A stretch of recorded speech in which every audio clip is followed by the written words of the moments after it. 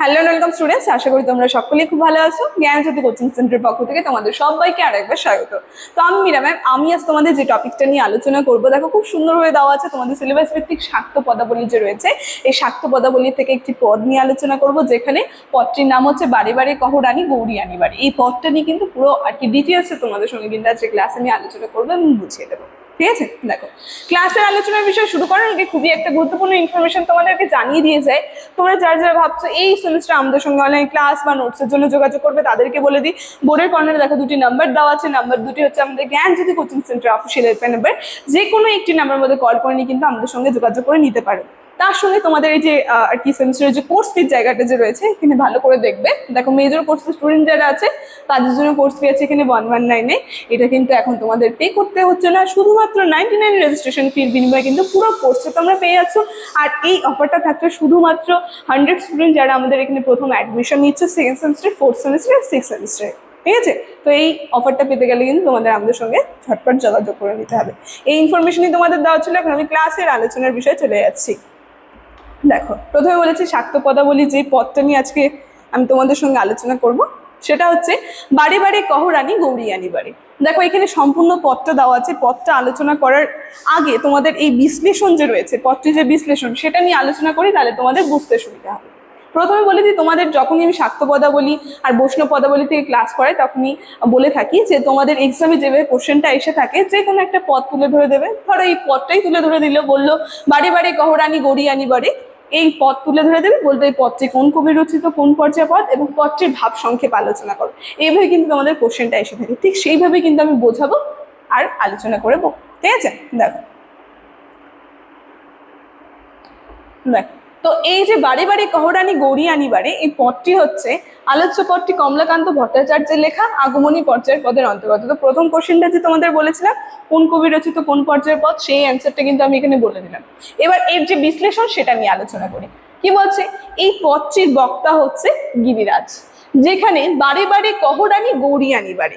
তো এই কথাটা কিন্তু গিরিরাজ বলছে। গিরিরাজ হচ্ছে মেনকা যে রয়েছে, মেনকার স্ত্রী, বলতে উমার যে মা রয়েছে মেনকা, তার স্বামী হচ্ছে গিরিরাজ।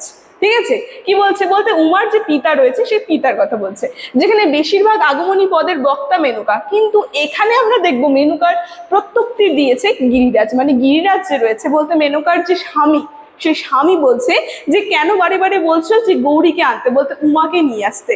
মানে উমা হচ্ছে, গৌরী হচ্ছে তার কন্যা। যেখানে মেনকা কেন বারবার কন্যাকে আনতে বলেছে, এবং কন্যাকে তো আনা সম্ভব নয়, কেননা কন্যাকে আনার জন্য শিবের অনুমতি নিতে হবে। অন্যদিকে শিবের যে নির্দিষ্ট নিয়ম কানুন রয়েছে, এরপরই কবি ফিরে গেছেন পৌরাণিক প্রসঙ্গে। ঠিক আছে, তো এইটা বলতে বলতে তিনি বলছেন যে বারে বারে বলছে যে নিয়ে আসার কথা, কিন্তু একটা কিন্তু নিয়ম আছে শিবের, সেই নিয়ম ছাড়া কিন্তু সে নিয়ে আসতে পারবে না। ঠিক আছে, তো তাই বলছে যে কেন বারে বারে এই কথা বলে। যেখানে আলোচনা করতে করতে কবি কিন্তু একটা পৌরাণিক প্রসঙ্গে চলে গেছে, যেখানে কি বলছে দেখো, মণি ছাড়া সাপের বাঁচা সম্ভব হলেও উমাকে ছাড়া কিন্তু শিবের এক মুহূর্ত বাঁচা সম্ভব নয়। তাহলে এতটাই সে উমাকে ভালোবাসে যে এক মুহূর্ত কিন্তু শিব উমাকে ছাড়া থাকতে পারে না। এবং কি বলছে যে ক্ষণিক না দেখতে পেলে শিব অতিষ্ঠ হয়ে ওঠে, ফলে শিবের পক্ষে স্ত্রীকে পাঠানো সম্ভব নয়। তাই সমুদ্র মন্থনের সময় নারায়ণের আদেশে শিব গরল কণ্ঠে ধারণ করে নীলকণ্ঠ হয়েছিল। কিন্তু কি বলছে এখানে, তারপরে দেখো, সেই আমরা দেখেছি সমুদ্র মন্থন যখন হয়েছিল, তখন সেখান থেকে যে আর কি গরলটা বেরোচ্ছিল, বলতে বিষ, এটা কিন্তু তিনি কণ্ঠে ধারণ করেছেন, এবং তার কণ্ঠ কিন্তু নীল হয়ে গেছিল, এবং সেই বিষের জ্বালায় শরীর দগ্ধ হয়ে চলছে। উমার অঙ্গের শীতল ছায়া না পেলে শিবের প্রাণ জুড়াবে কেমনে। মানে সেই জ্বালা আজও কিন্তু তার রয়েছে, এবং সেই উমাকে দর্শন না করতে পারলে কিন্তু তার সেই শরীরের জ্বালা মিটবে না। তাই বলছে তার প্রাণ কেমন করে জুড়াবে। যেই কারণে আমরা কিন্তু দেখি উমা যে রয়েছে, তাকে কিন্তু এই যে 365 দিন বছরে একবার কিন্তু 4 দিনের জন্য থাকার সে অনুমতি পায়। ঠিক আছে, তার বেশি কিন্তু সে আসতে পারে না এবং থাকতে পারে না। ফলে তাই বলছে যে শিবের পক্ষে উমাকে ছাড়া সম্ভব নয়। মেনকা অবলা নারী, তার বুদ্ধি অল্প, সে জানে না যে সামাজিক নিয়ম কানুন রয়েছে, এমনকি জানেন না যে কিভাবে শিবকে সন্তুষ্ট করতে হয়। গিরিরাজ যেতে চেয়েছে, কিন্তু জামাতার কাছে জোর করা তো সম্ভব নয়। মানে জামাতার কাছে তো সে জোরও করতে পারবে না চাইলে পরে। তাই বলছে যে যদি শিব প্রসন্ন হয় তবেই তাকে কন্যাকে কিন্তু আনা সম্ভব হবে। তাই বলছে যে মানে শিবকে প্রসন্ন করার কথা বলছে। ঠিক আছে, তাহলে কিন্তু সে তার কন্যাকে নিয়ে আসতে পারবে। তাই কমলাকান্তের বক্তব্য যে উমা যদি কিছু মানিয়ে নিতে পারে তবে সম্ভব হবে। কবি উমাকে মা বলে সম্বোধন করেছে এবং গিরিরাজ কমলাকান্তকেও যেন সেই সঙ্গে নেয়। ঠিক আছে, তো খুব সুন্দরভাবে কিন্তু এই যে পথটা যে রয়েছে এই পথটার মধ্যে আমরা দেখতে পাচ্ছি,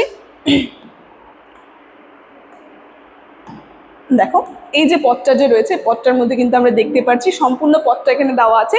তোমরা যদি এখন বিশ্লেষণটার যদি তোমরা দেখে নিয়ে তারপরে এই পুরো পথটা পড়ো তাহলে কিন্তু তোমরা বুঝতে পারবে। ঠিক আছে, আমি আর আলাদা করে বলছি না। তো আজকে ক্লাসের আলোচনা কিন্তু আমার এতটাই ছিল। আজকে আলোচনা তাহলে আমি এখানেই শেষ করছি। ভিডিওটা শুরু থেকে শেষ অবধি দেখার জন্য থ্যাংক ইউ।